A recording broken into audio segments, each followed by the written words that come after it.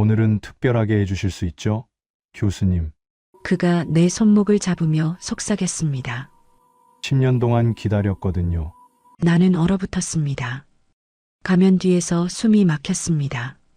어떻게 알았지? 제 이름은 한지은입니다. 올해 52. 대학에서 심리학을 가르치는 교수입니다. 하지만 아무도 모릅니다. 밤이 되면 저는 가면을 쓰고 비밀 상담소를 운영한다는 것을, 외로운 남자들의 마음을 어루만져주는 그런 여자가 된다는 것을, 세상의 모든 사연과 그 깊이를 전해드립니다. 구독과 좋아요 부탁드립니다. 5년 전 남편을 잃고 저는 두 개의 얼굴로 살아왔습니다. 낮에는 윤리를 가르치는 교수, 밤에는 가면 뒤에 숨은 상담사.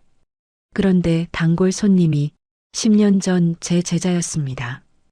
이것은 가면 뒤에 숨겨진 금기의 사랑 이야기입니다. 하늘 같은 사연, 지금 시작합니다. 오전 10시, 대학 강의실이었어요. 자, 오늘은 프로이트의 방어기제에 대해 이야기해 보겠습니다.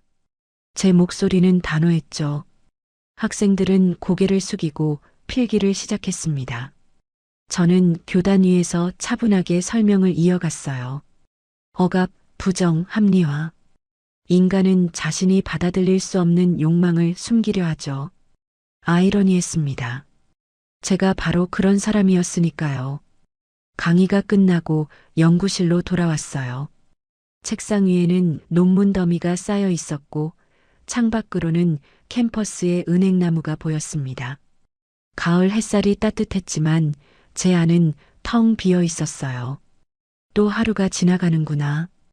벽에 걸린 남편 사진이 눈에 들어왔습니다. 5년 전 가을이었죠.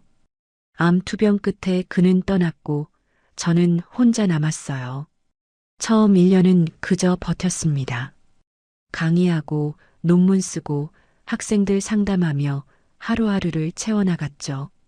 하지만 밤이 되면 달랐어요. 빈집에 혼자 앉아 있으면 정막이 온몸을 짓눌렀습니다. 누군가의 체온이 그리웠어요. 남자의 목소리가 듣고 싶었죠. 그렇게 2년 전 저는 선택했습니다. 비밀 상담소를 시작한 거예요. 오후 7시 대학을 나섰습니다. 조용한 주택가의 오피스텔, 3층 끝방이 제 두 번째 세계였어요. 문을 열고 들어서자 은은한 라벤더 향이 퍼졌습니다. 디퓨저를 켜고 조명을 낮췄어요. 거울 앞에 섰습니다. 정장을 벗고 부드러운 원피스로 갈아입었죠. 그리고 서랍에서 꺼낸 검은 레이스 가면. 가면을 쓰는 순간 한지은 교수는 사라졌어요. 이제 나는 그저 상담사. 8시 정각 초인종이 울렸습니다. 예약 손님이 도착한 거죠. 어서 오세요. 목소리를 낮췄어요. 강의실에서의 단호함은 사라지고 부드럽고 따뜻한 톤으로 바뀌었습니다. 문이 열리며 남자가 들어왔어요. 그는 제이라는 닉네임을 쓰는 단골 손님이었습니다. 한 달에 두세 번씩 찾아오는 분이었죠. 30대 중반으로 보이는 단정한 인상에 지친 눈빛을 가진 남자였어요. 오늘도 힘드셨어요? 제가 물었습니다. 그는 소파에 앉으며 작게 웃었어요. 네. 요즘 회사 일이 너무 많아서요. 여기서는 편하게 쉬세요. 아무 걱정하지 마시고요. 저는 그의 옆에 앉았습니다. 가까이 다가가자 은은한 남성 향수 냄새가 났어요. 시트러스 계열이네. 차 드릴까요? 네, 감사합니다. 따뜻한 캐모마일 차를 건네고 저는 그의 어깨에 손을 올렸어요. 많이 뭉치셨네요. 네. 요즘 스트레스가. 그의 목소리가 낮아졌습니다. 저는 천천히 어깨를 주무르기 시작했어요. 이것이 제 일이었습니다. 외로운 남자들의 이야기를 들어주고 마음을 어루만져주는 것. 때로는 손을 잡아주고 때로는 포옹도 해줬죠. 경계선은 항상 애매했어요. 하지만 저도 외로웠으니까요. 그들의 체온이 목소리가 저를 살아있게 만들었습니다. 사실은요. 제이가 조심스럽게 말을 꺼냈어요. 제가 요즘 자꾸 한 사람이 떠올라요. 누구신데요? 10년 전에 좋아했던 사람이에요. 제 손이 잠시 멈췄습니다. 10년 전이요? 네. 대학 다닐 때였어요. 그의 목소리에 떨림이 섞였습니다. 교수님이셨어요. 심리학 강의를 들었는데 심장이 빠르게 뛰기 시작했어요. 설마, 정말 존경했고 좋아했어요. 하지만 말도 못했죠. 학생이었으니까. 그는 천천히 고개를 돌려 저를 바라봤습니다. 가면 뒤에서 저는 숨을 참았어요. 그분 이름이 그가 낮게 속삭였습니다. 한지은 교수님이셨어요. 순간 세상이 멈춘 것 같았습니다. 가면 뒤에서 제 얼굴이 창백해지는 게 느껴졌어요. 어떻게 알았지? 손끝이 차갑게 식어갔습니다. 그는 여전히 저를 바라보고 있었어요. 미소를 띤 채로 마치 모든 걸 알고 있다는 듯이. 교수님, 그가 한 걸음 더 가까이 다가왔습니다. 소파에서 일어나 제 앞에 섰어요. 혹시 제가 아는 분 아니세요? 가면 뒤에서 입술이 말랐습니다. 무슨 말씀이신지. 아니에요. 그냥 왠지 익숙한 느낌이 들어서요. 그의 눈빛이 깊어졌습니다. 목소리도 손길도 향기도 라벤더 향이 방 안 가득 퍼져 있었어요. 저는 천천히 일어서며 한 걸음 물러섰습니다. 착각이실 거예요. 그럴까요? 그가 작게 웃었습니다. 하지만 그 웃음이 심상치 않았어요. 다음에 또 뵐게요. 선생님. 그는 인사를 하고 문을 나섰습니다. 문이 닫히는 소리와 함께 저는 그 자리에 주저앉았어요. 다리에 힘이 풀렸고 온몸이 떨렸습니다. 들킨 걸까? 가면을 벗었습니다. 거울에 비친 제 얼굴은 창백했어요. 5년 동안 숨겨왔던 외로움, 2년 동안 지켜온 비밀, 그 모든 것이 무너질지도 모른다는 공포가 밀려왔습니다. 그날 밤 집에 돌아와서도 잠을 이룰 수 없었어요. 침대에 누워 천장만 바라봤습니다. 설마 알아본 건 아니겠지? 하지만 그의 눈빛이 자꾸 떠올랐어요. 마치 모든 걸 꿰뚫어 보는 듯한 시선. 우연의 일치야. 그냥 옛날 교수님 이야기를 꺼낸 것뿐이야. 스스로를 다독이며 억지로 눈을 감았습니다. 다음 날 아침 대학으로 향했어요. 평소처럼 정장을 차려입고 서류 가방을 들었죠. 오늘은 3교시 강의가 있지. 캠퍼스에 들어서자 가을바람이 뺨을 스쳤습니다. 은행나무 잎이 노랗게 물들어 있었고 학생들이 분주히 오가고 있었어요. 본관 건물로 들어섰습니다. 복도는 조용했고 형광등 불빛이 차갑게 내려앉아 있었죠. 연구실로 향하던 중이었어요. 모퉁이를 돌아서는 순간 누군가와 마주쳤습니다. 아, 죄송합니다. 상대방이 먼저 말했어요. 고개를 들었을 때 숨이 멎었습니다. 제이, 어젯밤 상담소에 왔던 그 남자. 아니, 10년 전 제 강의를 들었다던 제자였어요. 그가 눈앞에 서 있었습니다. 교수님? 그가 눈을 동그랗게 뜨며 말했어요. 한지은 교수님 맞으시죠?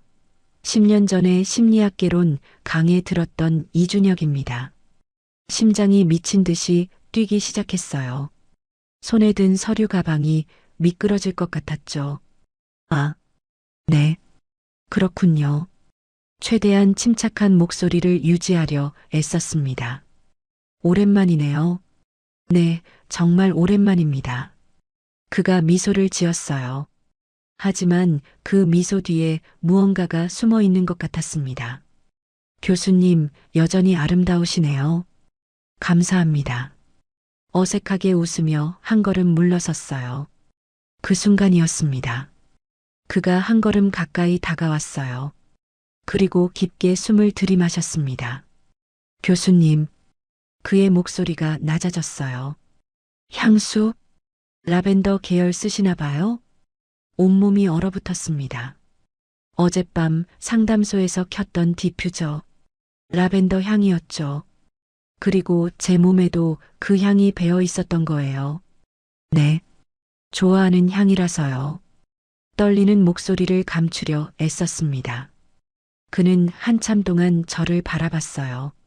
말없이 마치 퍼즐 조각을 맞추는 사람처럼. 교수님, 그가 한 걸음 더 가까이 다가왔습니다.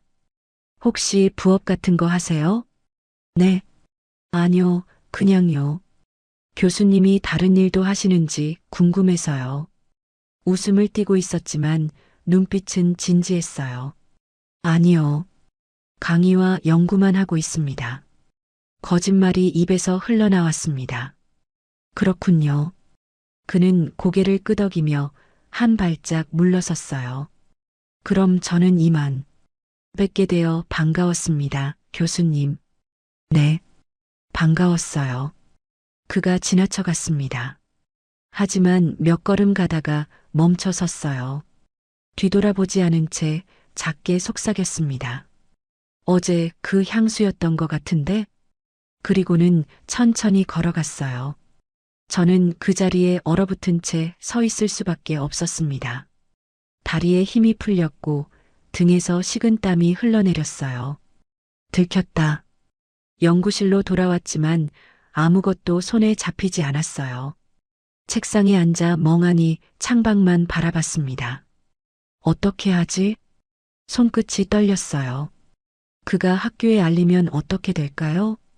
20년간 쌓아온 명예가 한순간에 무너질 겁니다.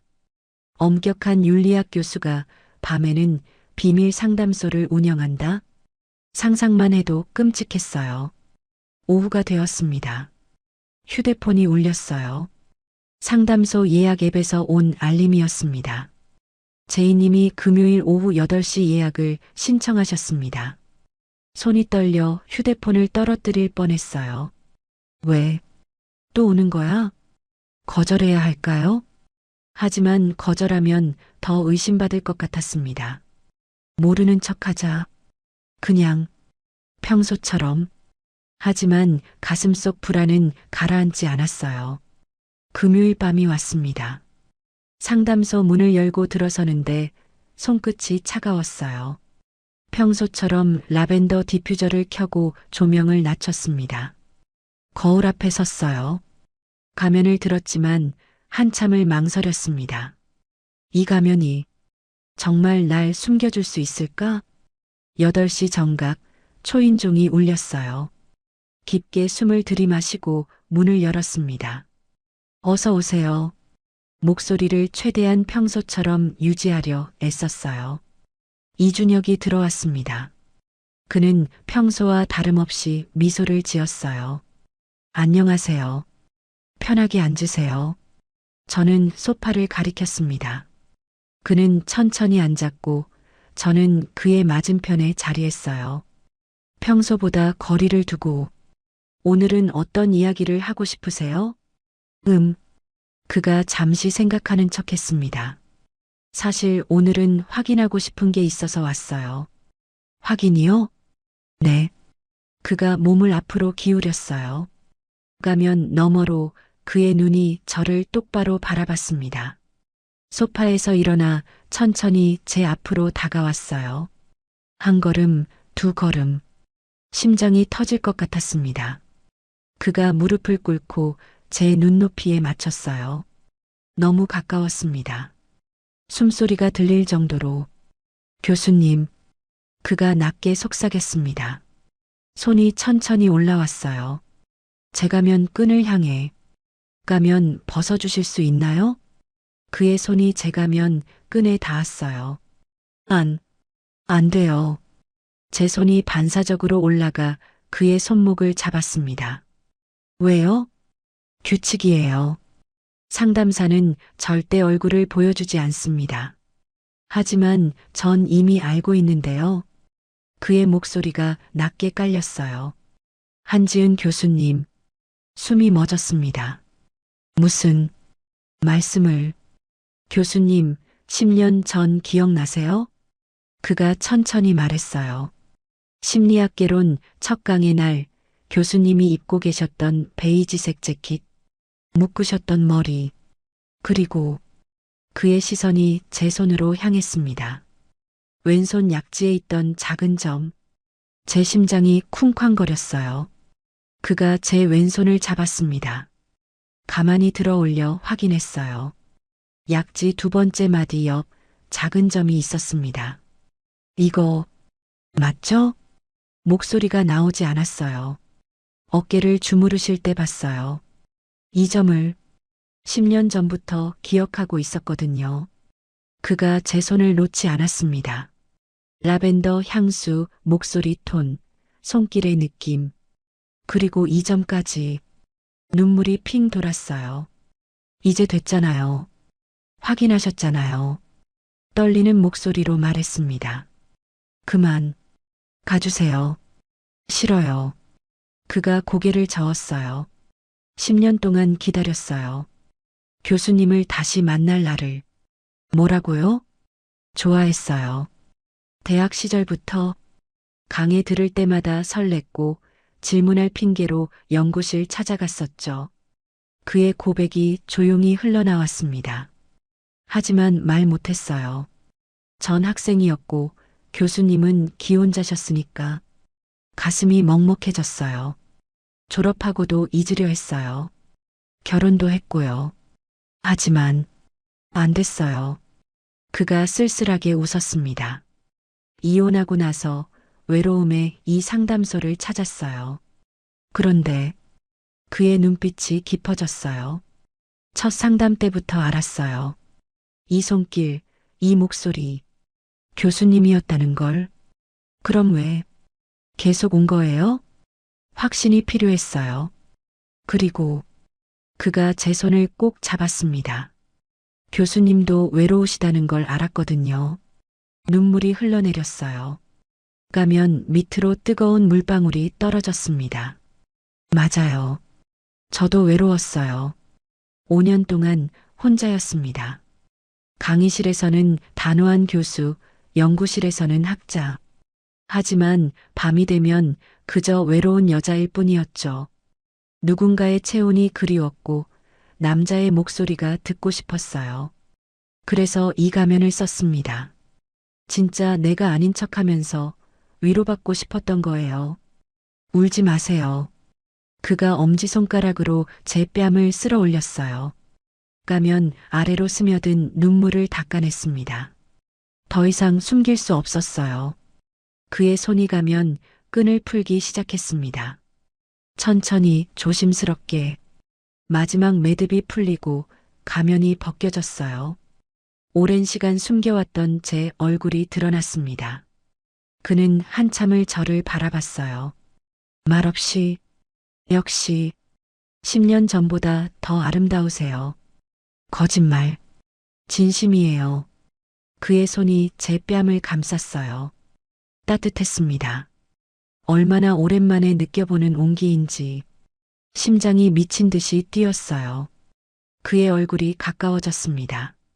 천천히 조심스럽게. 이러면 안 되는데 머릿속으로는 알고 있었어요. 하지만 몸은 거부하지 않았습니다. 아니, 거부할 수 없었어요. 그의 눈빛이 너무 간절했고 저도 너무 외로웠으니까요. 10cm. 그의 숨결이 느껴졌습니다. 5cm. 민트향이 코끝을 스쳤어요. 저도 모르게 눈을 감았습니다. 그리고 입술이 닿았어요. 부드럽고 조심스럽게, 마치 깨질까봐 조심하는 것처럼. 5년 만에 느껴보는 입맞춤이었어요. 남편이 떠난 후 처음이었습니다. 처음엔 가볍게 스치듯 했지만 점점 깊어졌어요. 그의 손이 제 뒷머리를 감쌌습니다. 다른 손은 제 허리를 끌어당겼고요. 저도 모르게 그의 셔츠 깃을 움켜쥐고 있었어요. 입술이 떨어졌다가 다시 겹쳐졌습니다. 더 깊게, 더 간절하게. 숨이 가빠졌어요. 온몸이 떨렸습니다. 외로움이, 그리움이, 욕망이 한꺼번에 밀려왔어요. 아, 이런 거였구나. 살아있다는 느낌, 여자로 존재한다는 느낌, 잊고 있었던 감정들이 되살아났습니다. 한참 후에야 입술이 떨어졌어요. 그는 제 이마에 자신의 이마를 대고 거친 숨을 몰아쉬었습니다. 교수님, 그 호칭이 이상하게 달콤하게 들렸어요. 예전엔 그저 직함이었는데 이제는 달랐습니다. 그의 입에서 나오는 교수님이 마치 애칭처럼 느껴졌어요. 전 이준혁이에요. 기억나시죠? 네, 기억해요. 그의 손이 제 뺨을 쓰다듬었어요. 저는 그 손에 제 얼굴을 기댔습니다. 따뜻했어요. 5년 동안 느껴보지 못한 온기였습니다. 그가 다시 입술을 맞췄어요. 이번엔 더 뜨겁게, 더 절실하게. 저도 응답했습니다. 망설임 없이. 소파 위에서 우리는 한참을 서로를 놓지 않았어요. 가면 없이, 거짓 없이. 그저 외로웠던 두 사람으로 창밖으로 밤이 깊어가고 있었습니다. 하지만 이 방 안만큼은 따뜻했어요. 10년의 기다림이, 5년의 외로움이 이 순간 모두 녹아내리는 것 같았습니다. 그날 이후 일주일이 지났습니다. 상담소는 문을 닫았어요. 더 이상 가면을 쓸 이유가 없었으니까요. 준혁에게서 문자가 왔습니다. 토요일 시간 되세요? 만나고 싶어요. 손끝이 떨렸어요. 만나도 될까? 하지만 거부할 수 없었습니다. 저도 보고 싶었으니까요. 네. 어디서 볼까요? 한강 근처 조용한 카페 어떠세요? 주소 보내드릴게요. 토요일 오후 약속 장소로 향했어요. 평소 입던 정장 대신 편한 니트와 청바지를 입었습니다. 머리를 내려 어깨에 흘러내리게 했어요.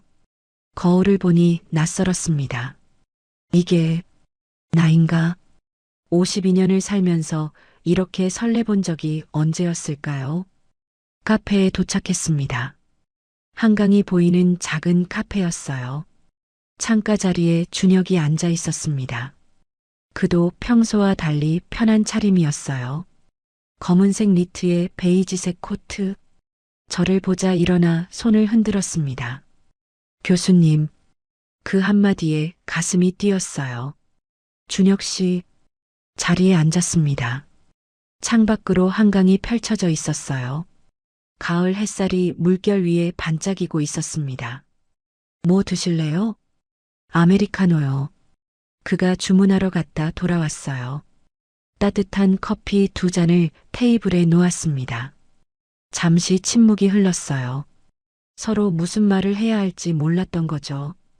교수님, 준혁이 먼저 입을 열었습니다. 그날 이후 괜찮으셨어요? 네. 당신은요? 저도요. 그가 커피잔을 들었다 내려놓았어요. 사실 계속 생각했어요. 제가 너무 무례했나, 실례했나? 아니에요. 제가 고개를 저었습니다. 저도 원했어요. 그 고백에 그의 눈빛이 깊어졌어요.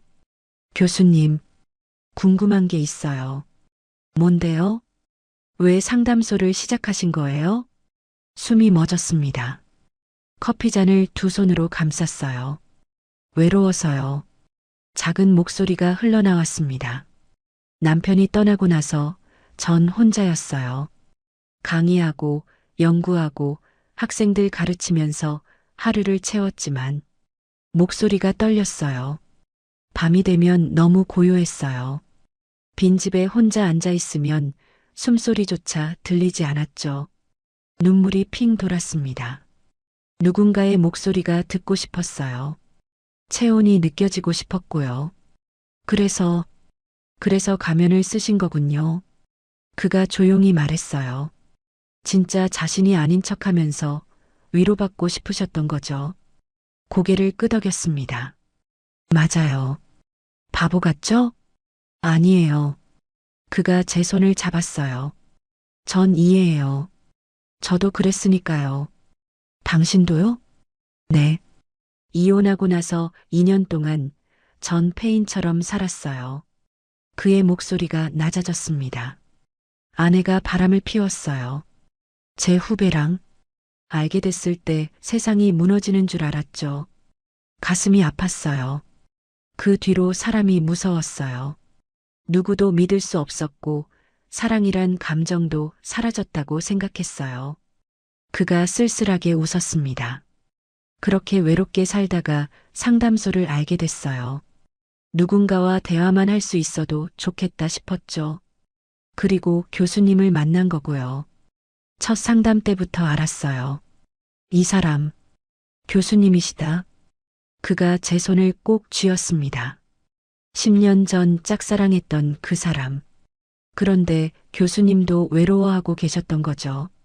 눈물이 흘러내렸어요. 그가 티슈를 건네며 말했습니다. 교수님, 우리 이상한가요? 뭐가요? 이렇게 만나는 거요. 전제자고 교수님은 17살이나 위시잖아요. 그 말에 가슴이 철렁했어요. 맞아요. 우리 사이에는 넘을 수 없는 선들이 있었습니다. 나이, 신분, 과거의 관계. 저도 모르겠어요. 솔직하게 대답했습니다. 이러면 안 되는 거 아는데 멈출 수가 없어요. 저도요. 그가 일어나 제 옆자리로 왔어요. 손을 잡았습니다. 교수님, 산책할까요? 밖으로 나왔습니다. 한강변 산책로를 걸었어요. 그의 손이 제 손을 꼭 잡고 있었습니다. 따뜻했어요. 가을바람이 불었지만 춥지 않았습니다. 교수님, 전 괜찮아요. 나이 차이도, 과거의 관계도. 그가 멈춰서서 저를 바라봤어요. 그저 교수님과 함께 있고 싶어요. 이렇게 손잡고 걷고, 대화하고, 웃고. 그의 눈빛이 진지했습니다. 그게 다예요. 준혁 씨, 천천히 가면 돼요. 서두르지 않을게요. 그가 제 손에 입을 맞췄어요. 다만 놓지만 않아주세요. 눈물이 또 났습니다. 이번엔 슬픔이 아니었어요. 고마움이었습니다. 고마워요. 작게 속삭였어요. 이렇게 받아줘서 전 오히려 감사해요. 그가 미소 지었습니다. 10년을 기다린 보람이 있네요. 우리는 한참을 걸었어요. 말없이 손만 잡고 해가 지기 시작했습니다. 노을이 한강을 물들이고 있었어요. 교수님, 다음 주에도 볼 수 있을까요? 망설임 없이 대답했습니다. 그가 환하게 웃었어요. 그 웃음이 너무 예뻤습니다. 이게 사랑일까? 52년을 살면서 처음 느껴보는 설렘. 늦었지만 다시 시작할 수 있을까요? 그의 손을 꼭 잡았어요. 이 용기를 놓고 싶지 않았습니다. 그 후로 우리는 자주 만났어요. 일주일에 2~3번씩 조용한 곳에서 데이트를 했습니다. 카페에서 대화하고 한강을 걸으며 손을 잡았죠. 평범한 연인들처럼. 하지만 늘 조심스러웠어요. 대학 근처는 피했고 사람 많은 곳도 피했습니다. 혹시라도 아는 사람을 만날까봐. 어느 목요일 저녁이었어요. 준혁이 문자를 보냈습니다. 교수님, 오늘 저녁 시간 되세요? 맛있는 거 사드리고 싶어요. 미소가 지어졌어요. 네. 어디서 볼까요? 대학 근처에 새로 생긴 이탈리안 레스토랑 어때요? 분위기 좋대요. 순간 망설여졌습니다. 대학 근처? 하지만 저녁 시간이면 학생들도 없을 거고 동료들도 퇴근했겠죠. 좋아요. 7시에 볼게요. 레스토랑에 도착했어요. 은은한 조명에 클래식 음악이 흐르는 분위기 좋은 곳이었습니다. 준혁이 먼저 와 있었어요. 교수님, 그가 일어나 의자를 빼주었습니다. 오랜만이에요. 이틀 만인데요. 제가 웃자 그도 웃었어요. 이틀이 일주일 같았어요. 주문을 하고 와인이 나왔습니다. 촛불이 테이블 위에서 흔들리고 있었어요. 교수님, 오늘 예쁘세요. 고마워요. 얼굴이 붉어졌습니다. 대화는 자연스럽게 이어졌어요. 준혁의 회사 이야기, 재강의 이야기. 웃음도 나고 편안했습니다. 그때였어요. 레스토랑 입구에서 익숙한 목소리가 들렸습니다. 아, 여기 분위기 좋네요. 심장이 철렁 내려앉았어요. 고개를 돌리자 같은 과 동료 교수가 들어오고 있었습니다. 박미선 교수, 저보다 5살 어린 그리고 입이 가벼운 분이었죠. 제발 저쪽 자리로. 하지만 그녀의 시선이 이쪽으로 향했습니다. 어머, 한 교수님? 피할 수 없었어요. 아, 네. 안녕하세요. 일어나 인사했습니다. 미선 교수가 다가왔어요. 그리고 준혁을 보았습니다. 어머, 누구세요? 소개 안 해주실래요? 목소리에 호기심이 가득했어요. 아, 지인이에요. 지인? 남자 지인이요? 그녀가 준혁을 훑어봤습니다. 위에서 아래로. 안녕하세요. 준혁이 정중하게 인사했어요. 아, 네. 안녕하세요. 미선 교수가 웃으며 저를 봤습니다. 한 교수님, 요즘 좋은 일 있으시나 봐요? 얼굴이 환해지셨네요. 아니에요. 그냥, 근데 이 남자분, 어디서 본 것 같은데. 그녀가 준혁을 다시 봤어요. 심장이 쿵쾅거렸습니다. 혹시 우리 학교 출신이세요? 준혁이 대답하기 전에 제가 말했어요. 아니에요. 회사 다니는 분이에요. 아, 그래요? 그런데 왠지 낯익은데. 미선 교수가 고개를 갸우뚱했습니다.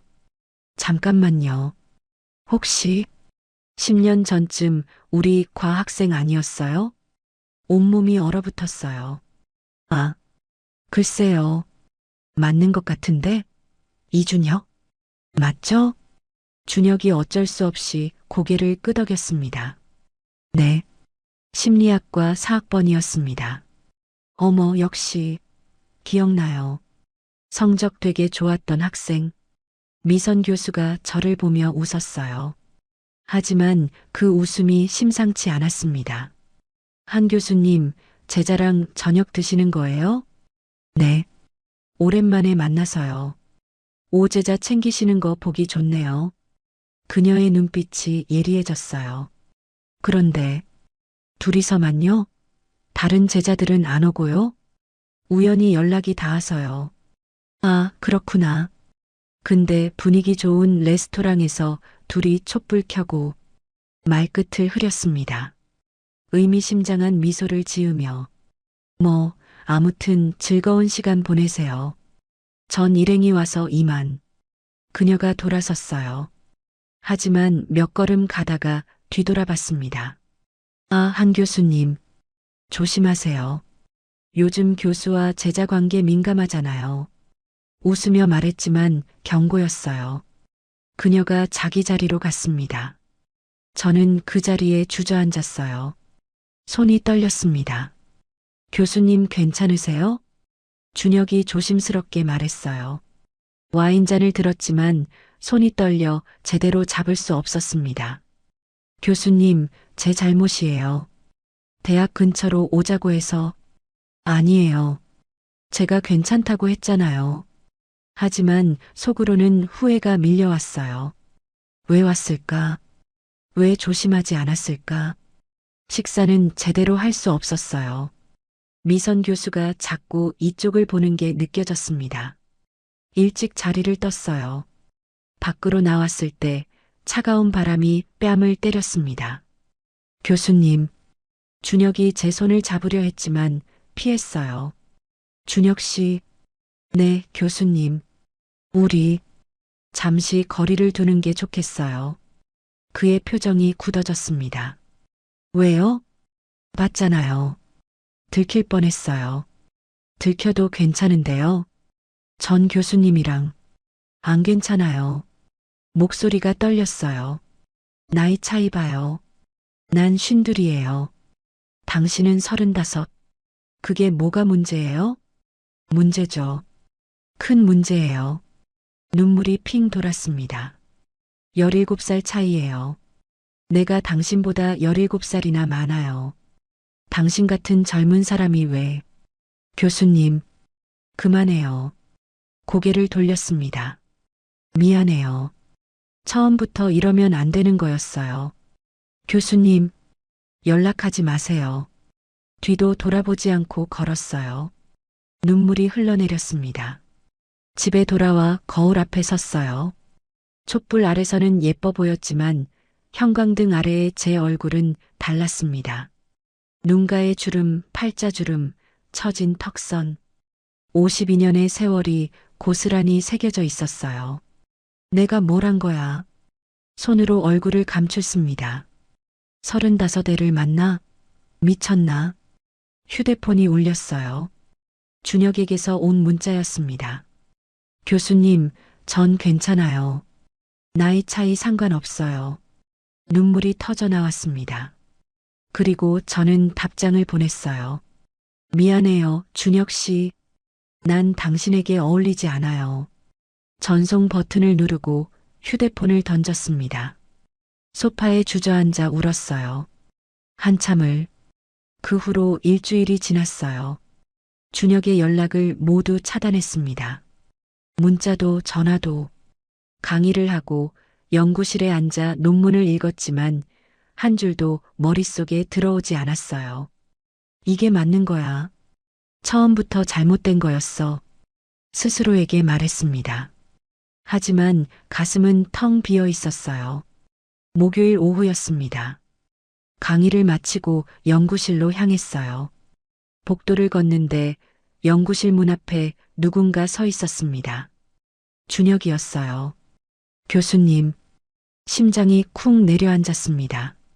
왜 여기 와요? 연락이 안 돼서요. 그가 지친 얼굴로 말했어요. 차단하셨죠? 네. 왜요? 말했잖아요. 우리 이러면 안 돼요. 왜 안 돼요? 그가 한 걸음 다가왔습니다. 나이 차이요? 17살이요? 네. 그리고 당신은 제 제자였어요. 학교에 알려지면 상관없어요. 상관 있어요. 목소리가 커졌습니다. 복도를 지나가던 학생들이 돌아봤어요. 안으로 들어와요. 연구실 문을 열고 들어갔습니다. 준혁이 따라 들어왔고 문을 닫았어요. 교수님, 돌아가요. 이러지 말고. 싫어요. 그가 고개를 저었습니다. 교수님이 나이 많으시다고요? 전 그게 좋은데요. 무슨 소리. 10년 전부터 좋아한 사람이에요. 나이가 문제였으면 진작 포기했어요. 그의 눈빛이 진지했어요. 쉰둘이 어때서요? 전 교수님이 좋은데요. 준혁 씨, 주름도 좋고 손도 좋고 목소리도 좋아요. 다 좋아요. 눈물이 핑 돌았습니다. 거짓말하지 마세요. 당신 나이면 훨씬 젊고 예쁜. 필요 없어요. 그가 제 손을 잡았습니다. 전 교수님이면 돼요. 손을 뿌리쳤어요. 안 돼요. 이해 못 하시겠어요? 이해 못 하겠어요. 그가 버티듯 섰습니다. 왜 교수님이 결정하세요? 제 마음인데. 준혁 씨, 제발. 싫어요. 포기 안 해요. 그는 그렇게 말하고 나갔습니다. 문이 닫히고 저는 의자에 주저앉았어요. 다리에 힘이 풀렸습니다. 다음 날 저녁이었어요. 상담소 앞에 누군가 서 있었습니다. 이미 폐쇄한 지 오래인데 가까이 가자 준혁이었어요. 비를 맞으며 서 있었습니다. 준혁 씨, 왜 이래요? 비 맞고 있으면 어떡해요? 교수님이 안 만나주셔서요. 그가 젖은 얼굴로 웃었습니다. 이러면 만나주실 것 같아서. 미쳤어요? 우산을 씌워주려 했지만 거부했어요. 교수님, 저랑 얘기 좀 해주세요. 들어가요, 일단. 상담소 문을 열었습니다. 오랜만에 들어서는 공간이었어요. 준혁이 물을 뚝뚝 떨어뜨리며 들어왔습니다. 수건을 가져다 건넸어요. 왜 이러는 거예요? 교수님 때문이에요. 그가 머리를 말리며 말했습니다. 자꾸 도망가시잖아요. 맞아요. 도망가는 거예요. 그가 수건을 내려놓았어요. 나이 핑계 대면서 전 상관없다는데 교수님만 문제 삼으시잖아요. 상관 있어요. 소리쳤습니다. 난 늙었어요. 주름도 많고 몸도 처졌고 그래서 뭐요? 그가 제 어깨를 잡았습니다. 전 그런 거 신경 안 써요. 교수님이면 돼요. 왜 이렇게까지? 사랑하니까요. 눈물이 흘러내렸어요. 바보 같은 사람. 네, 바보예요. 교수님한테 빠진 바보. 그가 저를 꼭 안았습니다. 젖은 옷이지만 따뜻했어요. 놓지 마세요. 제발. 그날 저는 대답하지 못했습니다. 주말이 지나고 월요일 아침이었어요. 연구실 책상 위에 편지가 놓여 있었습니다.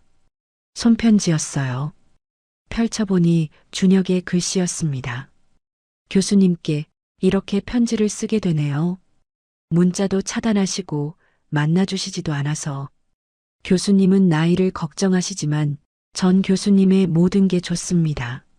눈가의 주름도 손등의 혈관도 조금 처진 턱선도 그게 다 교수님이 살아온 세월이잖아요.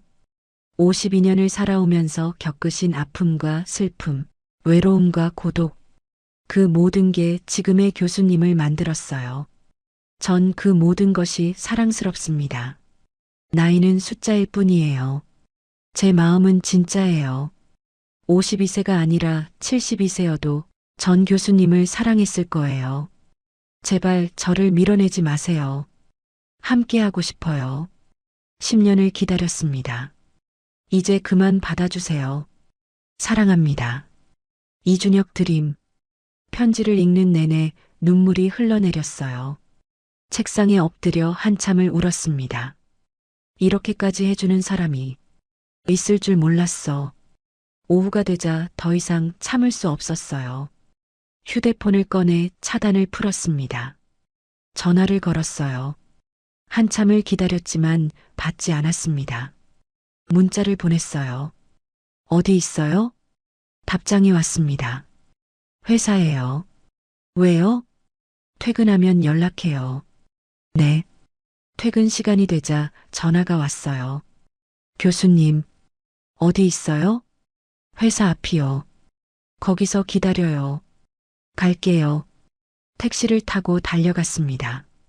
회사 앞에 준혁이 서 있었어요. 차에서 내려 그에게 다가갔어요. 교수님, 말없이 그를 안았습니다. 미안해요. 떨리는 목소리가 흘러나왔어요. 도망가려고 했어요. 무서웠어요. 교수님, 나이 차이도 사람들 시선도 다 무서웠어요. 그의 가슴에 얼굴을 묻었습니다. 하지만 당신 없는 게 더 무서웠어요. 그가 저를 꼭 안았어요. 이제 괜찮아요? 아니요. 여전히 무서워요. 솔직하게 말했습니다. 하지만 도망치지 않을게요. 더 이상은. 교수님, 알았어요. 받아줄게요. 그가 제 얼굴을 들어 올렸어요. 눈물 젖은 얼굴을 닦아주며 말했습니다. 고맙습니다. 내가 고마워요. 거리 한복판이었지만 상관없었어요. 그가 저에게 입을 맞췄습니다. 깊고 간절하게. 저도 응답했어요. 이제는 숨지 않기로 했으니까. 거리 한복판에서 키스를 나눈 후 우리는 한참을 포옹하고 있었어요. 지나가는 사람들이 쳐다봤지만 상관없었습니다. 교수님, 준혁이 제 이마에 입을 맞추며 말했어요. 배고프시죠? 저녁 드셨어요? 아니요. 당신은요? 저도요. 같이 먹을까요? 고개를 끄덕였습니다. 네. 좋아요. 근처 조용한 레스토랑을 찾았어요. 창가 자리에 앉아 메뉴를 봤습니다. 와인 괜찮으세요? 네. 오늘은 마시고 싶어요. 레드와인 한 병을 주문했어요. 스테이크와 파스타도 함께. 와인이 나왔습니다. 준혁이 제 잔에 따라 주었어요. 건배할까요? 뭐예요? 우리의 새로운 시작에. 잔을 부딪혔습니다. 따뜻한 와인이 목구멍을 타고 내려갔어요. 교수님. 네. 편지 읽으셨죠? 네. 울었어요. 죄송해요. 울리려던 건 아니었는데. 아니에요. 고마웠어요. 제가 잔을 들었습니다. 이렇게까지 해주는 사람이 있을 줄 몰랐어요. 앞으로도 계속할 거예요. 그가 미소 지었어요. 교수님이 나이 걱정하실 때마다 매일 사랑한다고 말해줄 거예요. 눈물이 핑 돌았습니다. 바보 같은 사람. 네, 교수님 바보예요. 식사가 나왔어요. 맛있게 먹었습니다. 오랜만에 편안한 마음으로 와인 한 병을 다 비우고 디저트까지 먹었어요. 볼이 발갛게 달아올랐습니다. 교수님 취하셨어요? 조금요. 당신은요? 저도 조금요. 우리는 웃었어요. 준혁이 제 손을 잡았습니다. 교수님, 오늘 저랑 함께 있어 주실 수 있나요? 심장이 두근거렸어요. 무슨 의미인지 알고 있었습니다. 어디로요? 조용한 곳으로요. 둘이서만 있을 수 있는 곳. 와인 때문인지 얼굴이 더 뜨거워졌어요. 준비가 안 됐는데. 천천히 해도 돼요. 그냥 함께 있고 싶어요. 그의 눈빛이 진지했어요. 교수님이 불편하시면 언제든 말씀하세요. 한참을 망설였습니다. 하지만 거부할 수 없었어요. 저도 원했으니까요. 좋아요. 작게 대답했습니다. 준혁이 예약한 곳은 조용한 외곽의 펜션이었어요. 차로 1시간 정도 걸렸습니다. 창밖으로 도시의 불빛이 멀어지고 어둠 속 별들이 보이기 시작했어요. 교수님, 떨고 계세요? 조금요. 괜찮아요. 천천히 할 거예요. 그가 제 손을 꼭 잡아주었습니다. 펜션에 도착했어요. 아담하고 따뜻한 분위기의 독채였습니다. 문을 열고 들어서자 은은한 조명이 켜져 있었어요. 와, 예쁘네요. 거실에 소파가 있었고 벽난로가 타오르고 있었습니다. 앉아 계세요. 차 끓여드릴게요. 준혁이 주방으로 갔어요. 저는 소파에 앉아 벽난로를 바라봤습니다. 따뜻했어요. 준혁이 허브티 2잔을 들고 왔습니다. 캐모마일이에요. 긴장 풀어주는 거요. 고마워요. 따뜻한 차를 마시며 벽난로를 봤어요. 불꽃이 타닥타닥 소리를 냈습니다. 교수님, 여전히 불안하세요? 네. 솔직하게 대답했어요. 몸이 예쁘지 않아요. 당신은 젊은 사람이고 저는. 교수님, 그가 제 손을 잡았습니다. 심장이 뛰었어요. 여기 눈가주름 있죠? 예뻐요. 웃으실 때마다 생기는 이 주름이. 입술이 제 눈가에 닿았어요. 부드럽게. 팔자주름도 있죠? 네. 이것도 예뻐요. 52년을 사신 흔적이잖아요. 입술이 제 뺨을 따라 내려왔습니다. 손등의 혈관도, 목의 잔주름도 하나하나 입을 맞췄어요. 다 아름다워요. 눈물이 흘러내렸습니다. 왜 이렇게 사랑하니까요. 그가 저를 소파에 눕혔어요. 천천히 조심스럽게 옷깃에 손을 가져갔습니다. 교수님 괜찮으세요? 네. 단추를 하나씩 풀었어요. 천천히. 블라우스가 벗겨지고 제 몸이 드러났습니다. 부끄러워 눈을 감았어요. 교수님, 눈 떠주세요. 부끄러워요. 보고 싶어요. 교수님의 눈을. 천천히 눈을 떴습니다. 그의 눈빛이 제 온몸을 훑었어요. 아름다워요. 낮게 속삭였습니다. 정말 아름다워요. 교수님, 준혁 씨, 교수님, 저한테 맡기세요. 옷이 하나씩 벗겨졌어요. 부끄러웠지만 그의 손길이 모든 걸 녹여냈습니다. 그는 모두 사랑스럽다는 듯 어루만졌어요. 아름다워요. 정말. 그의 목소리가 거칠어졌습니다. 저도 모르게 그를 끌어당겼어요. 그날 밤 우리는 완전히 하나가 됐습니다. 다음 날 아침, 눈을 떴을 때 온몸이 묵직했어요. 기분 좋은 피로였습니다. 아니, 피로라기보단 놀라움에 가까웠어요. 그는 대단했어요. 얼굴이 뜨거워졌습니다. 35, 혈기왕성한 나이였습니다. 한 번이 아니었어요. 두 번도 아니었고요. 새벽까지 몇 번이었는지 이게 나이 차이구나. 17살. 그 차이가 이렇게 느껴질 줄은 몰랐습니다. 창밖으로 아침 햇살이 들어오고 있었어요. 옆을 보니 준혁이 저를 바라보고 있었습니다. 언제 깨셨어요? 조금 전에요. 그가 미소 지으며 제 머리카락을 쓸어 넘겼어요. 잘 주무셨어요? 네. 거짓말이었어요. 거의 못 잤으니까요. 하지만 후회는 없었습니다. 교수님 괜찮으세요? 많이 힘드셨을 텐데. 그가 걱정스럽게 물었어요. 괜찮아요. 얼굴을 이불에 묻으며 중얼거렸습니다. 당신이 너무 젊어서 문제지. 네. 아무것도 아니에요. 그가 웃으며 저를 끌어안았습니다. 교수님, 나이 차이. 이제 괜찮으세요? 어젯밤이 떠올랐어요. 그의 힘, 열정, 끝없는 에너지. 52세인 제가 따라가기 벅찰 정도였습니다. 좋기도 하고 힘들기도 하고 솔직하게 말했어요. 그가 껄껄 웃었습니다. 다음엔 천천히 할게요. 다음이 또 있어요? 당연하죠. 얼굴이 또 붉어졌어요. 하지만 나쁘지 않았습니다. 처음으로 나이를 잊었어요. 그저 사랑받는 한 여자일 뿐이었습니다. 펜션에서 돌아온 다음 주 저는 결정을 내렸습니다. 학과장실 문을 두드리고 들어가 자리에 앉았어요. 한 교수님, 무슨 일이세요? 학과장님, 사표를 내려고 합니다. 학과장이 놀란 얼굴로 저를 봤어요. 갑자기 왜요? 무슨 문제라도 있습니까? 아니요.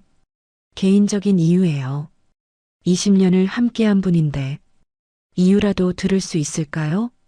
잠시 망설이다 입을 열었습니다. 새로운 시작을 하려고요. 새로운 시작이요? 네. 제 인생의 이막을요. 학과장은 한참을 저를 바라보다 조용히 물었어요. 행복하세요? 뜻밖의 질문이었지만 주저없이 대답했습니다. 네. 처음으로요. 그럼 됐습니다. 학과장이 따뜻하게 웃으며 말했어요. 응원하겠습니다. 그렇게 20년의 교수 생활을 정리하며 동료들에게 인사를 했고 하나씩 연구실을 비워나갔어요. 박미선 교수도 찾아왔습니다. 한 교수님, 진짜 그만두시는 거예요? 네. 그 남자 때문이에요? 직접적인 질문이었지만 더 이상 숨기고 싶지 않았어요. 네. 맞아요. 나이 차이 많이 나던데요? 17살이요. 미쳤어요? 그녀가 믿을 수 없다는 듯 말했지만 저는 웃으며 대답했습니다. 아마도요. 하지만 행복해요. 그게 중요한 거 아닐까요? 그녀는 한참을 저를 바라보다 한숨을 쉬었어요. 부럽네요, 사실은. 그렇게 용기 내서 선택할 수 있는 거요. 그녀가 쓸쓸하게 웃으며 덧붙였습니다. 행복하세요, 한 교수님. 그로부터 6개월 후, 조용한 주택가에 작은 간판이 달렸어요. 마음의 쉼터 심리상담센터. 제가 새로 시작한 일터였습니다. 대학 교수는 아니었지만 여전히 사람들의 마음을 돌보는 일을 하고 있었고 하루에 서너 명만 상담하며 바쁘지 않게 여유로운 시간을 보냈어요. 무엇보다 마음이 편했습니다. 오후 6시 마지막 상담을 마치고 문을 정리하는데 익숙한 발소리와 함께 누군가 들어왔어요. 수고하셨어요. 준혁이었습니다. 매일 퇴근길에 들러주는 그의 모습이 이제는 일상이 됐어요. 오늘 일찍 왔네요? 일찍 빠져나왔어요. 교수님 보고 싶어서 웃으며 제게 다가와 가볍게 키스를 했습니다. 배고프시죠? 오늘은 제가 저녁할게요. 집에서요? 네. 장 봐왔어요. 함께 집으로 향하며 손을 잡고 걸었어요. 동네 사람들이 쳐다봤지만 이제는 익숙했습니다. 처음 이사 왔을 땐 수군거렸었죠. 나이 차이가 많이 나 보이는 커플이라고 저게 뭐냐고. 하지만 시간이 지나면서 익숙해진 듯 이제는 웃으며 인사를 건넸어요. 지은 씨, 오늘도 남자친구랑 퇴근하네요? 옆집 아주머니가 반갑게 말을 걸었습니다. 네. 오늘도 저녁 같이 먹어요. 보기 좋아요. 젊은 남자친구 만나서 얼굴이 환해지셨어요. 부끄러웠지만 행복했어요. 집에 도착하자 준혁이 부엌으로 가서 능숙하게 요리를 시작했고 저는 소파에 앉아 그 모습을 바라봤습니다. 이게 일상이구나. 6개월 전만 해도 상상도 못했던 이 평범하고 행복한 일상이 믿기지 않았어요. 교수님 밥 됐어요. 오세요. 테이블에 음식이 정성스럽게 차려져 있었습니다. 된장찌개, 제육볶음, 나물 반찬들까지. 우와, 이걸 다 만들었어요? 네. 교수님 좋아하는 거요. 마주 앉아 밥을 먹으며 오늘 하루 있었던 일들을 나눴어요. 교수님, 오늘 상담은 어떠셨어요? 좋았어요. 한 분이 많이 좋아지셨다고 고마워하시더라고요. 역시 교수님이세요. 당신은 오늘 어땠어요? 바빴죠. 그래도 교수님 생각하면서 버텼어요. 웃으며 대화를 이어가다 보니 어느새 식사가 끝나 있었어요. 설거지를 함께하며 그가 씻고 제가 닦았고 이런 평범한 일상이 너무 소중했습니다. 밤이 돼 침대에 나란히 누워 천장을 보는데 문득 불안감이 밀려왔어요. 준혁 씨, 네, 교수님. 우리 언제까지 이럴 수 있을까요? 그가 고개를 돌려 저를 봤습니다. 무슨 소리예요? 나이 차이요. 목소리가 떨렸어요. 시간이 지날수록 저는 더 늙어갈 텐데 당신은 여전히 젊을 거고 교수님, 60이 되고 70이 되더라도 그때도 제 옆에 있을 수 있을까요? 눈물이 핑 돌았습니다. 준혁이 저를 끌어안았어요. 교수님, 그의 목소리가 확신에 차 있었습니다. 상관없어요. 정말요? 네. 교수님이 60이 돼도 70이 돼도 80이 돼도 그가 제 눈물을 닦아주며 말했어요. 전 옆에 있을 거예요. 약속해요. 가슴이 뭉클했습니다. 고마워요. 저야말로요. 그가 저를 꼭 안으며 귓가에 속삭였습니다. 교수님 사랑해요. 나도 사랑해요. 이제는 자연스럽게 말할 수 있는 말이었어요. 52세, 늦게 찾아온 사랑이었지만 진짜였습니다. 결혼은 아직 하지 않았지만 서두르지 않기로 했어요. 그저 이렇게 하루하루를 함께 쌓아가며 꾸준히 사랑하고 있고 그것만으로 충분했습니다. 처음으로 진짜 행복했으니까요.